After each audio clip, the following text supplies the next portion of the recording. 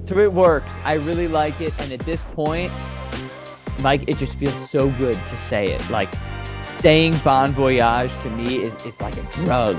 So let's get a lot of home runs at Impact this year. Yeah.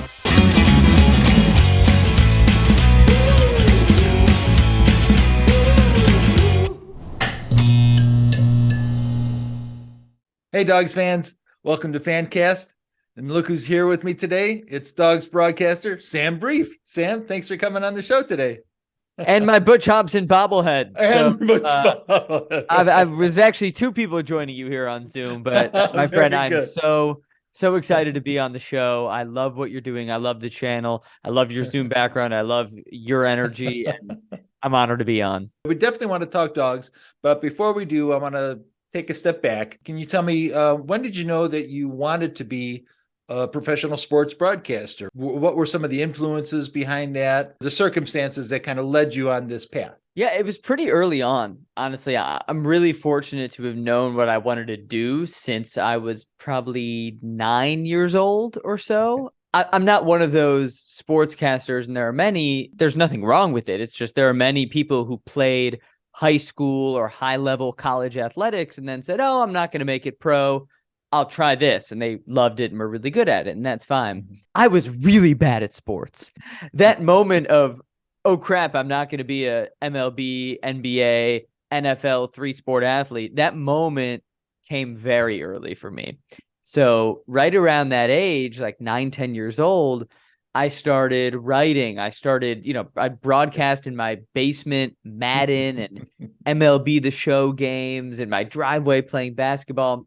So that's when it really first started, sort of marinate inside of me. But then once I got into middle school, I really took it seriously. I started a sports blog called Sam's Sports Brief, because from an early age, I decided I was going to make use of my word last name. Perfect. And I started writing a bunch. So it's really started with just writing, write. Blog posts all about sports, just all my hot takes. I thought I was the better than the New York Times sports columnist. It was Sam's Sports Brief was the center of action. So you wrote for the school newspaper then? Oh, yeah. So that's once high school came in. That's when I started writing for the paper. I started interning for a local paper. And I also then joined the school TV station. Highland Park High School had HPTV. And that is where it really took off, because I liked writing a lot. But once I got into HPTV and I started producing my own sports show and then doing play-by-play of first basketball and then baseball, then I was an addict. I mean, I was spending all day in the media center. I was getting to school at 7:30. About an hour before school started, just to edit my videos and work on things. I would eat lunch there. I don't think I went to the lunchroom like once in my junior or senior year. So it really became an obsession, and I became good at it for the level I was at in high school. Broadcasted a bunch, started doing baseball more and more and more. Then I went to Northwestern, where I was able to join a really robust student radio station and start doing play-by-play of Big Ten athletics. I went off to the Cape Cod Baseball League and experienced the daily grind of doing it for the first time in a real league, where I felt like I had a real job. I was the voice of a team. And it was really that summer in Cape Cod where I said, okay, this is not just a passion, but this is what I want to do for a living. This is my career, and I'm going to dedicate everything I have to this. That was the summer of 2018. And then the summer of 2019 was my first with the dogs. I'm still grateful that Sean and Trish took really a chance on someone who was still kind of a kid. I mean, I was still in college when I interviewed with them, and I convinced them that I was worth hiring. They hired me. And here I am 5 years later, extremely blessed to still be doing what I love. And I plan on doing it for a long time. Okay, Sam. Well, that brings me to my next question, which is scorekeeping. Who taught you how to keep score? And do you have any advice for the fans who may be interested in scorekeeping? Yes. Keeping score is essential for a broadcaster, right? You can't really broadcast a game right without keeping score. Now, I always keep this handy. Luckily, I've got it right here. my scorebook, because I just called a UIC baseball game yesterday. So I was using my scorebook, and I've got 5 of these. I create a new one or buy a new one for each dog season. So they're thick. They are dirty because they go from Impact Field to Winnipeg to Fargo to Brisbane, Australia. So they get dirty. Each game is 2 pages. So before every game, I'll spend probably 45 minutes to an hour filling out the details in this. Wow. And you can see at the top where you write the visitor and then home. So that's where I'm putting records of the teams. And that's everything from home record to road record to head-to-head record, division record, all that. For each team, I have the defense and the lineup. At the top here is where I'm putting the inning by inning score. Wow. And at the bottom, you have pitching and substitutions. So this was the book that I took to Australia. So this is from the ABL 2020 season, the day before New Year's Eve. Can't believe I called baseball in December. It was December 30th, 2022, Perth Heat at the Brisbane Bandits. And you can see what it looks like. A lot of different colors. Red is outs, blue is hits, green is errors and other weird things like stolen bases and balks and all that. And that's what it looks like. Runs. You have one of those multicolored pens to do that? Yes. I'm obsessed with my pen. I don't know what I would do without it. It's one of the most expensive items I own. It's way overpriced, but it's one of the few things I splurge a lot on. Keeping score for me is mandatory part of the job, because whenever I reference anything, let's say Ryan Lidge comes up for the 3rd time that day. He's 2 for 2 with 2 home runs, of course. I'll look down at my scorebook, and that's where I got the info from. I also write tons of background info. So where I write Ryan Lidge's name in the scorebook, under him in a different color, I'll have his season stats or a little note. Maybe I talked to him during BP, and let's say the dogs were on a big losing streak. And I talked to him during BP, and I say, hey, man, like, what are the vibes right now? Like, how do you guys turn this around? And he says something like, oh, well, Sam, we've just got to stay focused. I might just write in my scorebook under Lidge's name, focused. Because then when I get on air, I'm going to say, oh, here's Ryan Lidge. And, catching up with him before BP, he was adamant that this team has to stay focused, right? And I'm just making that up, but that kind of situation happens a lot during the season. So for me, the book, little memory marker, right? Exactly. Yeah. So, every psychological study tells you writing it down commits it to memory. So that's how I get all the stuff in here. So you're doing a lot of writing, but the main thing is you're doing a lot of speaking. And that brings me to my next question regarding the pipes. So do you have any special method for keeping your voice in working shape? Do you have any techniques or vocal exercises to eat or drink anything special to maintain your proper voice and to make it last for a whole season?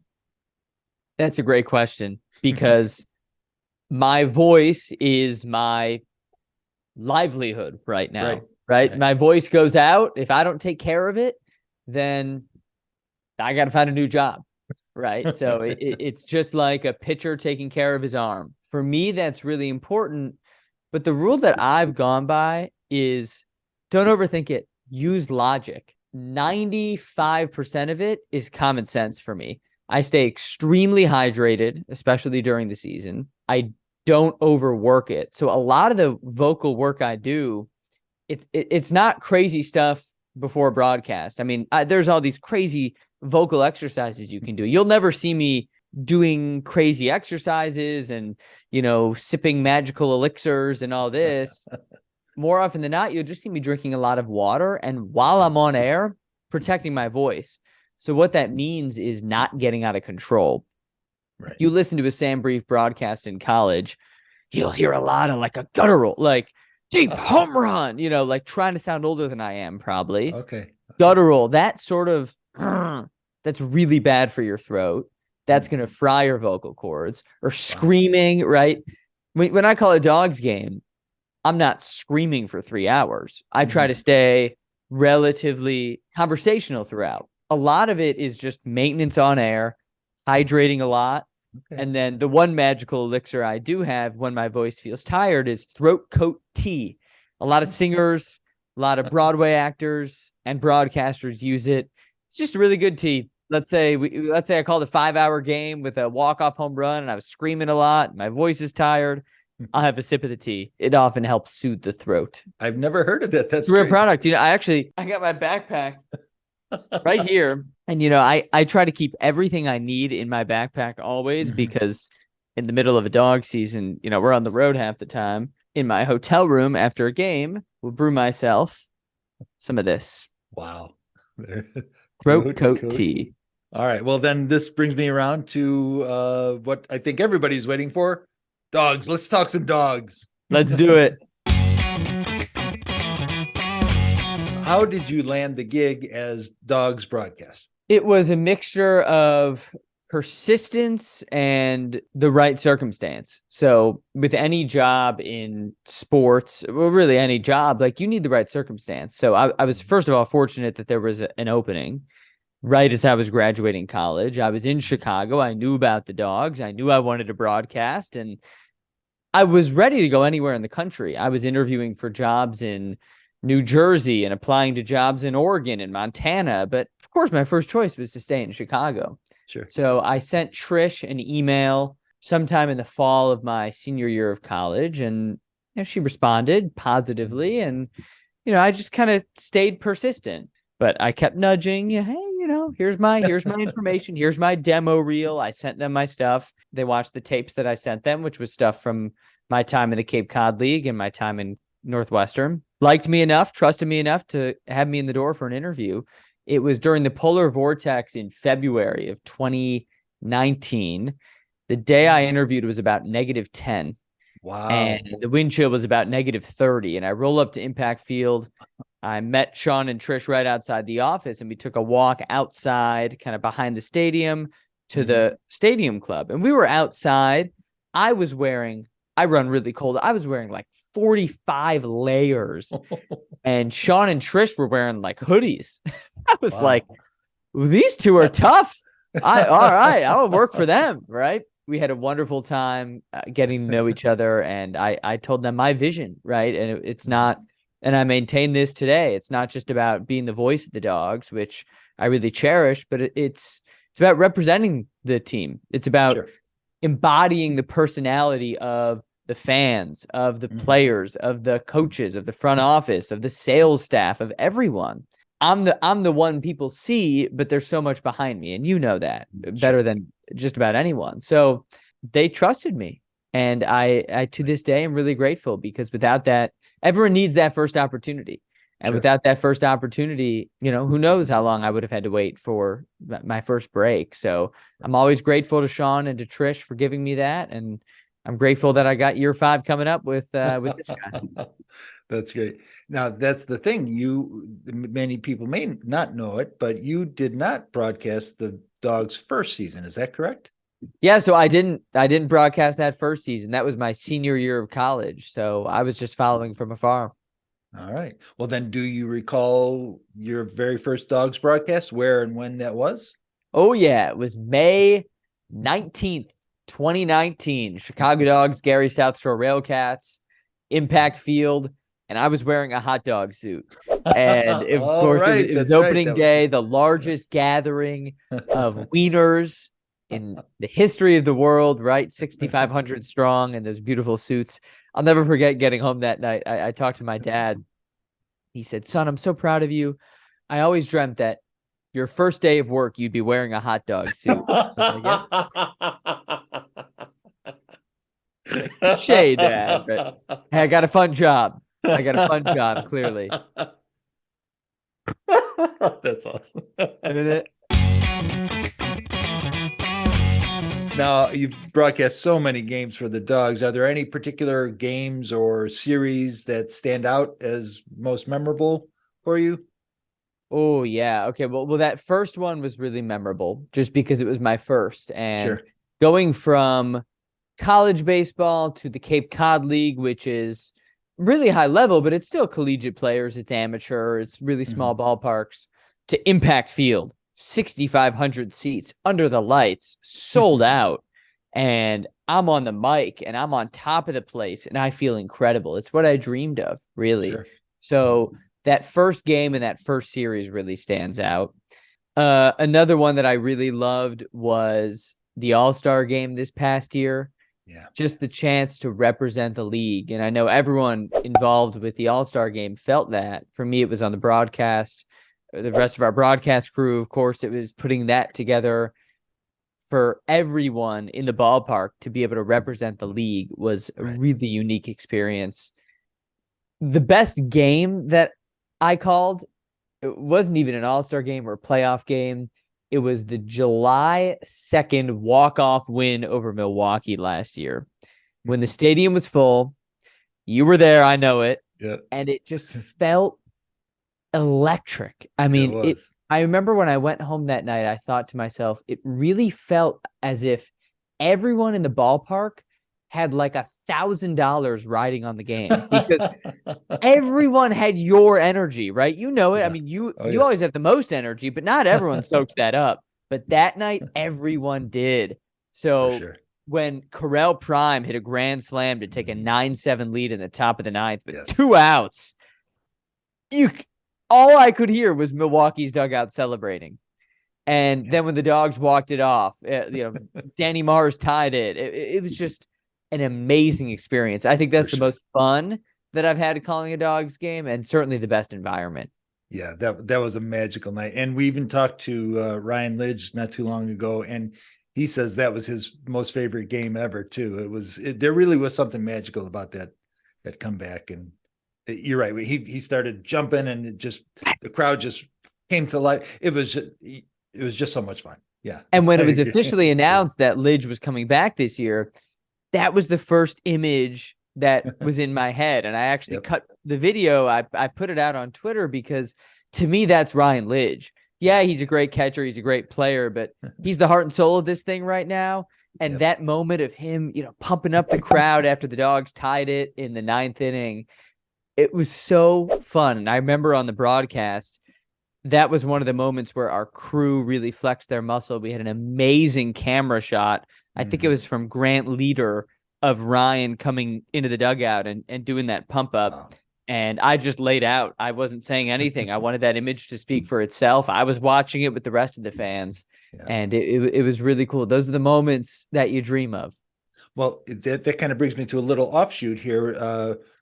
It's not always sometimes the things you say, it's your silence, right? So that's kind of a technique, or does that more come natural? You want to let the moment speak for itself. Is that something that maybe has been in your training, or how do you know when to do that? It's training. It's not instinct. And honestly, it's one of the most important, I would say, in television broadcasting. It is the most important thing, and also the hardest thing, because all broadcasters, I wouldn't say all, I'll say most broadcasters like me are natural talkers. So we start this job, we grow up talking, and then we start this job. It's like, I'm being paid to talk, right? I got to fill air. Everyone talks about that. How do you fill air? How do you find things to talk about? But on TV, where the image is so important, the hardest thing to do is to just shut up and let the image speak for itself. When I see a moment that speaks because it's so powerful, like Ryan Lidge pumping up, right? Or it's Butch Hobson celebrating his 2100th win, or someone rounding the bases and having this amazing look on his face. Those are the moments where you lay out. Right. You just let it breathe, right? It's just like in basketball when, we're watching a lot of March Madness this month, when you see, for example, the San Diego State player, Lamont Butler, hit a buzzer beater the other night. Jim Nantz called it. It's good. They win. And then he shut up. And he let those images, those amazing, the heartbreak of FAU and the glory of San Diego State, you let it breathe. So it's really hard. It didn't come naturally to me, but sometimes I have to just kind of hit myself and say, don't talk. It'll be much more powerful. And the words you do say stand out more. All right, Sam, I think people are dying to know this one. You have a signature home run call, Bon Voyage. So tell us and the fans, how did that come about? What's the story behind your signature call? So believe it or not, I used to be anti home run call. Oh, no kidding. People would ask me, "Oh, you're a baseball broadcaster. What's your home run call?" And I would say, "I don't have one. I think every home run is unique. Snowflake theory, right?" So I call a sharp line drive that just sneaks over the wall different than a mammoth shot to center, right? They're different. Sure. So for a long time, I maintained that. And then it was a June game in Milwaukee, 2021 season, second inning. Kaz Canella was at the dish. And Kaz hit a line drive to left that was pretty much a no-doubter. He crushed it. Just because I was thinking Kaz Canella, Italian, I'm in my Euro kind of vibe. I said, that ball's gone. Bon voyage, Kaz. And it felt good. And he rounded the bases. I finished it off. The Dogs ended up winning that game, I think 6-2. I was listening back to the game on my way home, as I sometimes will do. I'll pick like an inning or two to just listen back and see what I notice, see how I sound, any adjustments I want to make for the next day. Kind of like a player might watch tape. Sure. And I heard that home run. I was like, woo, that bon voyage like had a really nice ring. It's like I might have something there. The next day, I tried again, and it sounded great. And someone on Twitter, I forget who, someone said something like, "Oh, the bon voyage, that's awesome." I was like, okay, I might want to consider using this more. The next night, Ryan Lidge hits a home run. And I said, bon voyage. And it was a home game. So we saw the broadcast after, watched back his home run. And he texted me. He was like, "Hey, that bon voyage is really good." I said, yeah, I'm considering using it a little more here. He says, "What's your shirt size?" I said, "Dude, you know my shirt size. I'm a small." And he said, "Okay, done." I said, "What do you mean done?" He said, "You'll see." 2 weeks later, he shows up with 2 matching white and red Bon Voyage shirts. Yep. And by now I'm thinking to myself, oh God, I'm in. This is it. This is my home run call. You can't change it now. And I can't change it. And honestly, I think it works because I still maintain the snowflake theory, which is every home run is different, right? There's a big difference between Lidge hits a line drive, left field, it's got a chance. Walker looks up, that's gone, bon voyage. And Lidge crushes this ball. No doubter deep to right. Bon voyage. Huge difference, right? Sure. So I just punctuate it with a bon voyage. Fans love it. Players love it. I brought it down to Australia and they loved it there. They would go, "Oh, Sam, I love how you say bon voyage," in the Aussie accent. So it works. I really like it. And at this point, Mike, it just feels so good to say it. Like saying bon voyage to me is like a drug. So let's get a lot of home runs at Impact this year. Come on, guys. Keep popping them out. Yeah. That's funny. That's funny. What a great story. That's so cool. Okay, Sam. Well, we love when you have the players sit in with you in the booth. Will that continue this season? That's the plan. And I always work with our pitching coach, Stu Clyburn, who is my best friend on the team. I mean, he and I sit next to each other on the bus, so we become close over the years. And he has them on radar gun duty, the starting pitchers, when they're not pitching. So we've worked it out, and he has trust in them, and they trust me. So the plan is, I'm going to keep that rolling. I think it's something that enhances the broadcasts. It educates fans. It educates me. So yes, plan is to continue. So of all the guys who've come up, is there anyone you would say most likely to make it in the bigs as a broadcaster? Ooh, I told a lot of the guys we had last year that they had a chance, right? AJ Coleman, Kyle Murphy, Jordan Kipper, Shane Behringer. Those 4. Wow. I told all of them the same thing, and I really believe it. If any of them ever said, I'm done playing, or I want to audible and I want to be a broadcaster, and they worked at it, they would do a good job. They're all really well spoken. They speak their mind well. They talk about pitching well. They're polished. They're nice guys. So all 4 of those guys, I would happily share a Major League Baseball booth with one day. So staying with your broadcast partners, Aaron Schellen. I absolutely love the duo of Sam Brief and Aaron Schellen. For me, it's the perfect combination. You guys have this perfect rapport. Can you tell the fans what it's like to work with Aaron? Oh, Aaron is amazing. And, the relationship we had started with just, it was a business relationship. It was like, oh, okay, here's the guy. He's going to come and do games. And I was like, all right, nice to meet you. And now we're really good friends.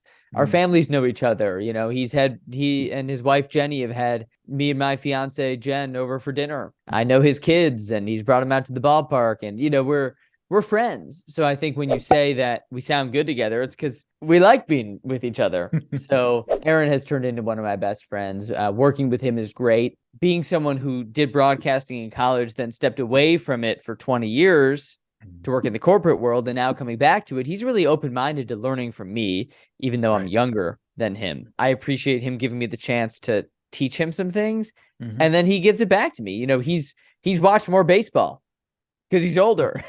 I remind him that a lot, that he's older. He's watched more baseball than me. So there are things that he teaches me and there are things that I teach him. And I think that symbiotic relationship really helps us out on air and off air. So Aaron is really a great man to work with. And his oldest daughter bakes really good dairy-free brownies, which is really the only reason I am friends with Aaron. But they are the best brownies.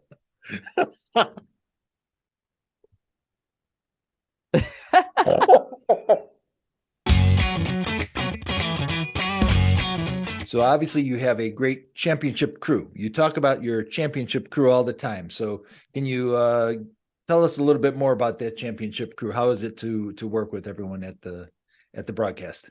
Yeah, the championship crew is incredible. And I don't say that as a gimmick. It's not like, oh, here we are with our championship crew. Like, I say championship crew because they are the best. A core group of people with rotating people on the edges that come in and out, and everyone cares about their work. That's why it's a championship crew.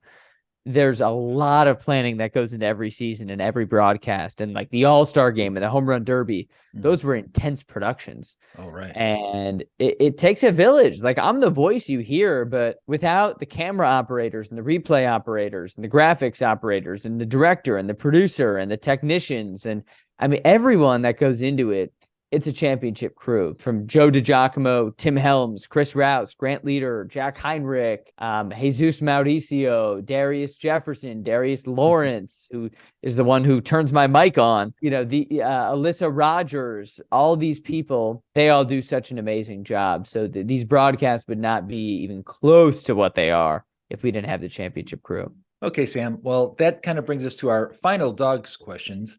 Things that every fan is dying to know. Do you have a favorite food or beverage at Impact? Honestly, it's the pickles. Oh, okay. I am a pickle connoisseur. I've got multiple types of pickles in my fridge at any given time. I love the Vienna pickles. I've long loved the pickles at Impact Field. If there's like a really long game and I have a pickle or two, like that, it does something with electrolytes, hydrates you, it can wake you up. It's something about the pickles get me going. So probably not the answer you were expecting. You were probably expecting something more basic, but no, for me, it is the good pickles. And then finally, one last related, how do you like your hot dog, Sam? So it's sort of a twist on Chicago style. I am not huge on mustard or relish, so I don't go all out. But that's because I'm kind of a picky eater. So for me, a perfect hot dog is the toasted poppy seed bun, of course, with the beautiful dog, plus the pickle, of course, the tomato slices, the garlic salt, and then I like to add maybe some sport or banana peppers. That adds a nice crunch and sometimes a little bit of spice if you got those spicy sport peppers. And that's it. I eat it dry. Obviously no ketchup because I'm not missing something in my brain.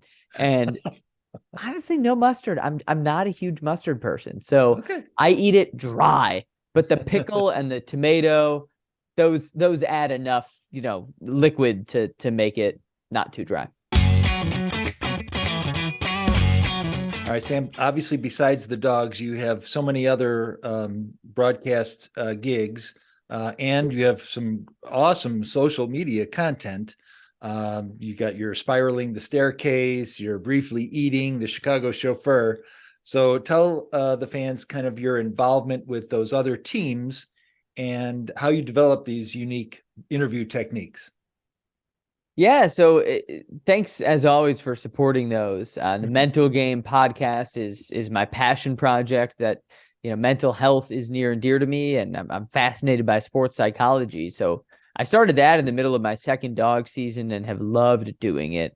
And then when I was over at Chicago State University, where I worked for 2 years doing their broadcasts and running a lot of the media operation in the athletics department, I concepted a lot of these videos, right? The Briefly Speaking, the Spiraling the Staircase, the Chicago Chauffeur. I like interviews to be dynamic. I think when I'm in person with someone, if I'm just sitting in a chair and they're in a chair, that's boring. Like that's too easy.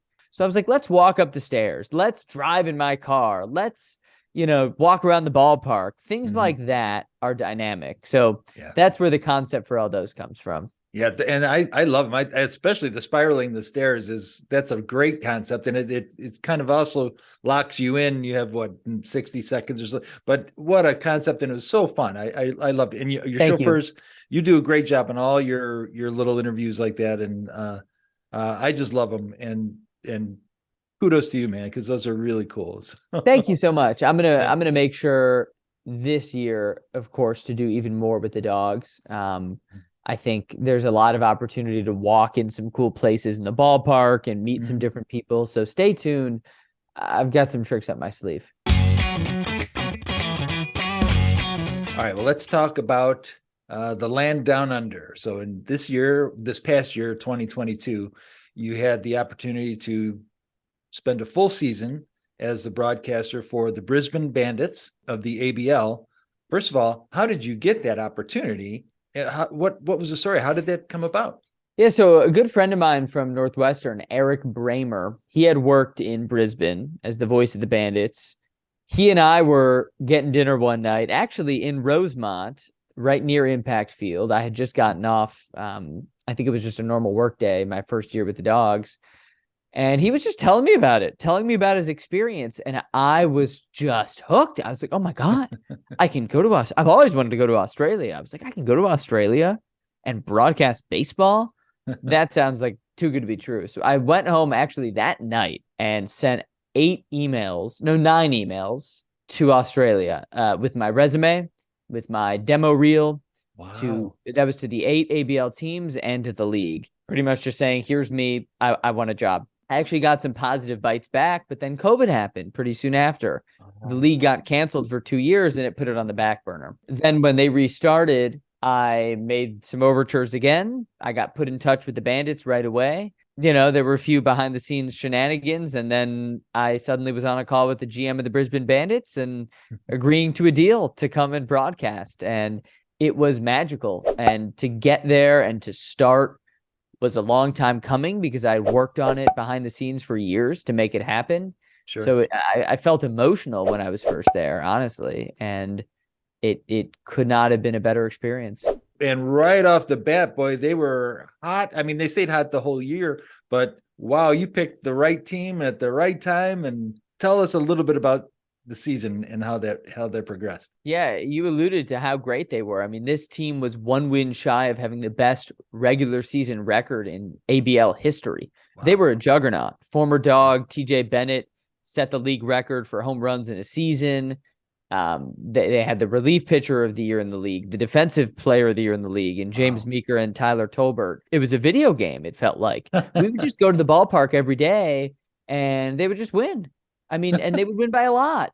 There was a stretch where I felt like I wasn't even calling close games or competitive baseball because they'd win every game by 8 runs. It was really fun. I'd never been around a team that was just a juggernaut like this. It was fun. Everyone was in a good mood all the time. Will you be returning, do you think? If I can make it happen in my life and the team can make it happen with all their, finances and everything, we'll rock and roll again. All right, Sam. Well, let's talk about the mental game. So in addition to all your broadcasting gigs, you also host a podcast called The Mental Game. So what is the show about? And how did this concept come to you? What was the driving force behind the subject matter and the show itself?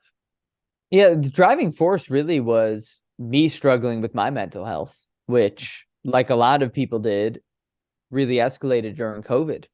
And being by myself, I was with family, but being, isolated from the rest of the world and not working because baseball wasn't happening the first couple months of lockdown, my mental health was struggling.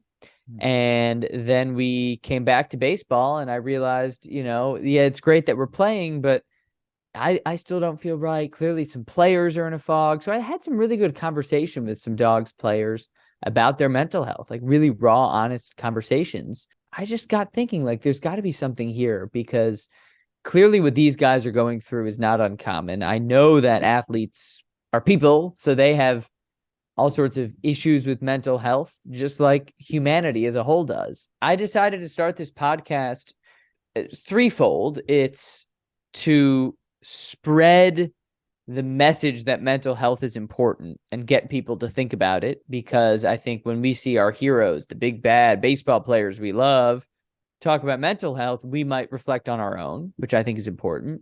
Number two is just to get more people's stories out there. It's one thing for a guy to tell a story about a 3-for-5 night with a home run. It's another thing for him to tell a story about how he mentally approaches his plate appearances, or a time in his life he was really struggling with anxiety, how he dealt with it at the plate. I think that's really interesting. There's a lot that we can learn from it. Mm-hmm. And number three is, selfishly, I get to learn a lot. I think any good podcast, as you're experiencing now, you selfishly enjoy doing. You take something from it, and right, that joy gets disseminated to your listeners. So I just recorded an episode this morning with a student athlete at Florida Gulf Coast. I had a great time for an hour. I learned a lot. She had amazing insight, amazing perspective. I could not even publish it, and it would have been a good use of my time. But I will publish it, and other people can share in that. Okay, Sam. Well, as we wrap up here, I have a question that kind of brings us to the subject of advice. What is the best piece of advice you have ever received in your career? The best advice I've ever gotten is to enjoy what I'm doing. That's why I'm doing it, is because I enjoy it. And it's an honor to have this job, right? I could be doing something that doesn't fulfill me, that involves not sitting in a baseball stadium every night and broadcasting in front of the fans and 2 fans watching at home. But I chose it. If a guy like me, who often can get in, work mode and in the zone, if I get all caught up in madness and don't enjoy it, I'm doing a disservice to the fan. Because I think a fan who watches a broadcast and listens to a broadcast, they want to hear the joy. It's baseball, it's sports, it's fun. It's awesome. You love it. I love it. So I want you to tune into my broadcast and hear me enjoying it. Because if I don't sound like I want to be there, then you're not going to want to be there. You're going to turn the damn game off. So that was the best piece of advice I got, because it helps the listener and it helps me. I must enjoy this, because I spent a lot of time doing it. 3 hours a night times 100 games, all the travel. You've got to enjoy it. And I really do. It's an honor to have this job. So it's simple advice, but I smile before every broadcast and I remind myself to have fun. And it's pretty easy to remind myself because it is fun. It's baseball. Well, let's pay it forward. Is there a piece of advice that you could give to aspiring broadcasters? Would it be the same thing or something else? Yeah, I'll give you a different one. To aspiring broadcasters, I would say, look up. Look around you. Look at the field. Look at the people around you. Don't keep your head buried in your phone. Don't keep your head buried in the laptop. Don't even keep your head buried in your scorebook. I write a bunch of stuff in here, but I'm really just committing it to memory. When you call a game, you want to be looking at the field. How do you call a game if you're not looking at the field or looking at your broadcast partner or looking at the monitor? How are you going to observe and learn and listen to the environment around you if you're on your phone texting or you're not in the moment? So be present, look up. Your eyes will decide what you notice and how you experience the world. So I think we have to be observers. So always, always, always look up. Okay, Sam. Well, that brings us to the segment we call the final pitch. So this show is obviously for dog fans, the ones we know, but also the ones that we want to get to know. We want to make more people dogs fans. So if you could, give me your pitch to anyone listening as to why they should come to a dogs game and watch the dogs. It's a no-brainer. Honestly, it is a no-brainer. If you live in the Chicagoland area, I mean, I always say I wish the dogs were around when I was a little kid, because for little kids, it's amazing. For older kids, it's amazing. For adults, it's amazing. Anyone can have a good time. I brought my grandparents and they've loved it. I've brought baby little cousins and they've loved it. I mean, dogs games are the perfect match of affordable, which is important. You've got great entertainment, amazing mascots, good food, a vibrant show around you that's put together professionally. And then the best part for me, the baseball. It's high-level baseball. You have former and future MLB players on the field at an affordable price, and you can see them up close and personal because Impact Field, 6,500 seats, all of them, and you know this better than anyone because you circle around the stadium a million times a game. Every seat's a good view. I mean, at an MLB ballpark, half the seats, everyone looks like ants, right? So every seat is a good view. You will enjoy it. And I mean, it checks every logistical box too. I mean, everything from cheap, easy parking to every seat is good to you can see Butch Hobson, who's just an awesome person, and probably talk to him. It's a family-friendly, baseball, vibrant environment. So please come to Impact Field. Sammy, thank you so much for sitting with us and giving us all your story and all this great information. If fans want to stay connected with you, other than coming to the game and listening to you and watching you on AATV, how can they connect with you online? Yeah, Twitter is the best place to reach me, or Instagram. It's just my name, @SamBrief. Also, you can email me, briefsam@gmail.com. I flip it around. I love getting fan notes, whether it's love mail or hate mail. Please, send me a note. If you enjoy the broadcast, or if there's something else you want to see or a question you have, feel free to DM me or send me an email. All right, guys. So take his advice, get to him, and remind everybody, get out to Impact Field, go see a Chicago Dogs game, and put Sammy in your ear or watch him on your screen. That's the way to do it. That's the way to do it, because you could stay home and watch the broadcast, or you can watch the broadcast from the ballpark. And yes, I love when I give you a shout out and you're behind home plate and I'm watching you and I see you on like the 7-second delay and you look up and we have a little moment. Yes, so I can't wait for a few of those this year. Me either. Can't come fast enough. Well, again, thank you, Sam. Appreciate it. And we'll see you soon, buddy. Thank you, chidogfool. And that ball's hit high to left field. It's carrying. It's got a chance. It's gone. Follow the fool.